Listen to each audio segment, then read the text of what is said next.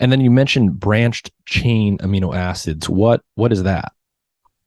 Three of the essential amino acids have a branch in their carbon structure, and those are leucine, isoleucine, and valine. They're sort of most familiar to people as being amino acids that people who are athletes or bodybuilders might take supplements of. And there's certainly a lot of commercial supplements of branched chain amino acids that are available on the market.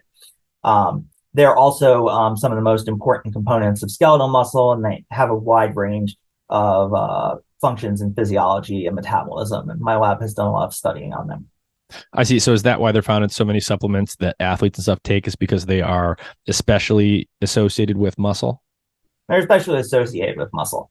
Whether they are actually that beneficial in various contexts is sort of a separate question.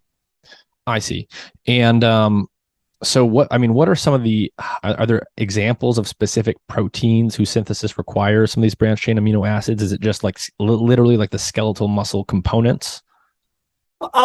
I think, for the most part, any protein is going to require all 20 amino acids. I see. And so, you're definitely going to have some proteins that contain more of one and some that contain more of another. It tends to be, I believe, that, a lot of the proteins that are involved in skeletal muscle fibers and strength tend to be leucine or other branched amino acids. But, pretty much all proteins require all the amino acids. I see. And so you've done some research that has to do with these branched chain amino acids, either, having a diet that's very rich in them or actually decreasing them in the diet, in the case of rodents at least. And so what is the basic sort of takeaways that you've learned in terms of the amount of branched chain amino acids in the diet and how that affects metabolic health? Sure. I think we should probably step back a little bit to dietary protein. And so when you think about protein, right, protein is generally thought of as being beneficial for people. Mm-hmm. And this is for a couple of reasons, right? One is that there's this association of protein as something that helps your muscles grow, particularly when you're exercising. That's why lots of athletes take either protein supplements or branched chain amino acid supplements. And secondly, when you think about the major components of a diet, we've had fats that we've been talking about as being bad for you for many years now. And more recently, for the last 20 years or so, there's been this focus on carbohydrates, particularly maybe refined sugars of various types, as being detrimental for health in terms of driving obesity and diabetes. For one thing, carbohydrates are insulinogenic, right? They stimulate insulin release. So if you believe that insulin drives obesity, then there's sort of a direct causal link there. And so when you eat more protein, you crowd out these other calories, and protein also helps you feel full, promotes satiety. And so you might eat less if you're eating a very high protein diet. So generally, there's this conception that protein is beneficial. And I like to joke when I'm talking about these types of things that, here I'm here to like ruin protein for you too, right? And so what it turns out that when you look at epidemiological studies of people eating dietary protein and other meals just naturally, these studies are very difficult to do accurately, I think, because people have a lot of trouble writing down what they're eating or recalling what they ate or even recording it in sort of real time.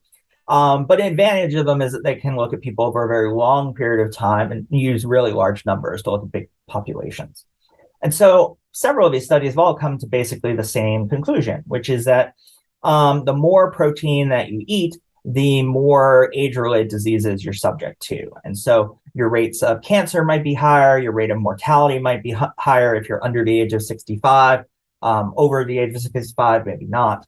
And diabetes is sort of the strongest signal. So people who eat more protein tend to have a higher rate of diabetes than people who eat less protein, even adjusting for things like body mass index and everything else that you can think of. And so working with Luigi Fontana, who at the time was at Washington University in St. Louis, he placed people on either their normal control diet or randomized them to a protein-restricted diet that was fed in the hospital cafeteria. So same issue, these people, we know exactly what they ate, but their foods are being changed completely, right? Because when you switch from a normal diet where people are eating, burgers and fries to a diet where they're eating a low protein diet, they're probably, eating fish and legumes and so on. But overall, the people who are eating the low protein diet They lost weight over 6 weeks, and about half of that was from fat mass. So this wasn't just changes in muscle mass or water weight. And their fasting blood glucose levels went down too. And actually, they were eating more calories. They had about 10% more calories than they did at baseline. So they're eating more food, but they were losing weight. And so that's really interesting. Those findings have been reproduced in a population of type 2 diabetics now in a study that came out earlier this year. Same general idea, except it seemed even better. Those studies also showed that the protein restricted group had a significant improvement in insulin sensitivity, along with some of their other changes. So dietary protein, might be beneficial to reduce. This might have effects on all sorts of different age-related diseases, particularly ones relating to diabetes and glucose metabolism, but maybe mortality as well. And so we wanted to study this in a mouse. And so there are lots of reasons to study things in mice. One of the things that we can do is we can track exactly what they're eating, and we control the composition of their food very precisely. And we can also do lots of tests and study them over a longer period of time than you can a person on a diet study. So what did we find? We found that basically dietary protein restriction in mice is very beneficial. And so we weren't the only ones to see this. A couple other groups have been working on this before us and at the same time. But generally speaking, mice that are placed on a lower protein diet tend to have improved fasting blood glucose levels. They tend to be leaner. They tend to be more insulin sensitive, more glucose tolerant. And overall, they even live longer. And so protein restriction seems to extend lifespan in one of our studies by about 30% in male mice. And so protein restriction overall seems to be beneficial. So sort of wrapping this back around to your question about branched chain amino acids. Branched chain amino acids are, of course, one of the important components of dietary protein. And we took the approach to that maybe the reason that low protein diets were beneficial for mice is that they have lower levels of specific amino acids. And one of the reasons that we looked at the branched chain amino acids is that they've been known to be sort of metabolically interesting for a long time. Back in the 1960s, it was shown that they're elevated in people who were obese. Subsequently, it was shown they're elevated in diabetic people and diabetic rodents of various types. And in fact, they sort of fluctuate with weight as well. So interventions that causes animals to lose weight typically cause lower branched chain amino acid levels. In our protein-restricted people that we looked at with Luigi Fontana, we saw that in the people that were placed on a protein-restricted diet, 3 amino acids changed in their blood, and those were the 3 branched chain amino acids, while the levels of the other amino acids were essentially unchanged. So, I was just going to say, have you done the experiment where you take protein-restricted mice and you selectively increase just the branched chain amino acids in them? We have, but that's well down the line if you want to start.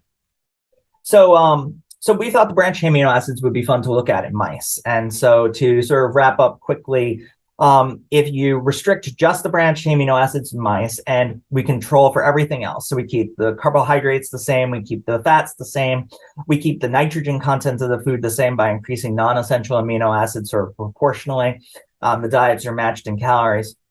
What do we get? We get mice that are leaner.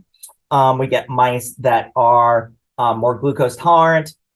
They seem to have improvements in probably hepatic insulin sensitivity, so their liver seems to be more insulin sensitive.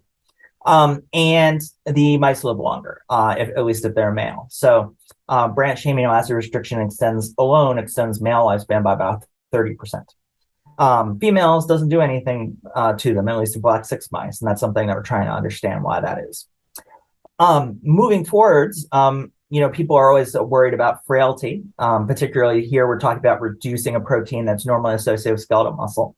If anything, our branched amino acid restricted mice are sort of just as strong, and they tend to get less frail as they age. So both mice and people tend to get frail as they age, and we can slow that at least in those mice. And then in our more recent set of experiments, we sort of focused in on one of these amino acids as sort of the most important, and that's isoleucine. And so restricting isoleucine alone recapitulates most of the beneficial metabolic effects of branched amino acid restriction in mice. And answer to your question, yes, if we have a protein restricted mice and we add back either all three BCAAs or isoleucine, we can essentially block all or most of the benefits of a protein restricted diet. So the effects that you've seen from protein restriction generally seem to be due to just this small number of branched amino acids, mostly, at least in the things that you've looked at. Do you guys have any idea yet of why that is? Like, what is isoleucine specifically doing that makes it have such an outsized effect compared to other amino acids? Well, it's an interesting question. So the first thing I would say is we've looked at all of the essential amino acids at this point.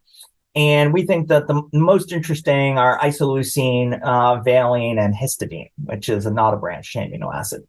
And so it seems like isoleucine and valine control a lot of the effects on body composition and glucose metabolism.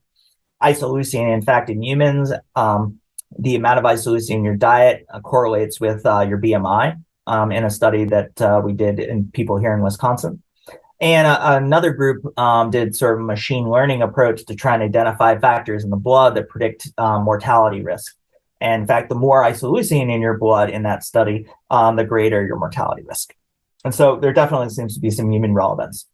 Seems to be some human relevance to histidine as well. Histidine seems to only control body composition, not really glucose metabolism, which is kind of interesting.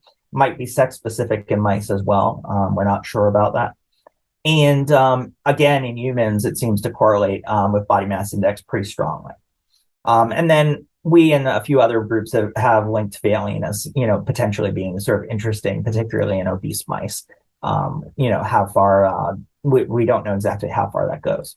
So those seem to be the most metabolically interesting in our hands. As to why those two or three is, sort of something that's a little bit up in the air. We know that some of the effects of isoleucine restriction are driven by a hormone called FGF21, which is conserved from mice to humans and is induced by a number of different nutrient and environmental stresses, including a low level of isoleucine in the diet.